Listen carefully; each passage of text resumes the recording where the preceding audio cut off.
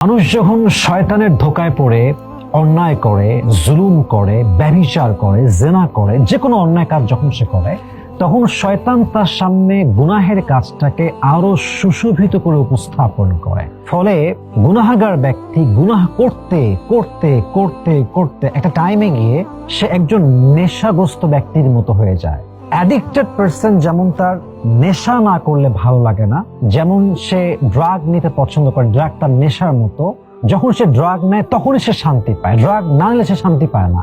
Exactly to the same way গুনাহগার বান্দা গুনাহ করতে করতে তার অন্তরে একদম মরিচিকা পড়ে যায়, তার অন্তরটা নষ্ট হয়ে যায় এবং সে গুনাহে এতটা আসক্ত হয়ে যায় যে সে গুনাহ না করলে আর ভালোই লাগে না, তার জীবনটাই আর কাটে না। অতএব যখন অন্তরে মরিচিকা পড়ে যায়, গুনাহ করতে করতে দাগ দিয়ে অন্তরটা কালো হয়ে যায়, তখন বান্দার কাছে গুনাহটা আর গুনাহ মনে হয় না, জেনাটা জেনা মনে হয় না, অন্যায়টা অন্যায় মনে হয় না, সুদ আর সুদ মনে হয় না। সে হালাল এবং হারামের কোনো পার্থক্য খুঁজে পায় না। As a matter of fact একটা সময় গিয়ে তার ভিতর থেকে ঈমানের সমস্ত নূর দূর হয়ে যায়। সো এই মুহূর্তে ফলাফলটা কি দাঁড়ালো?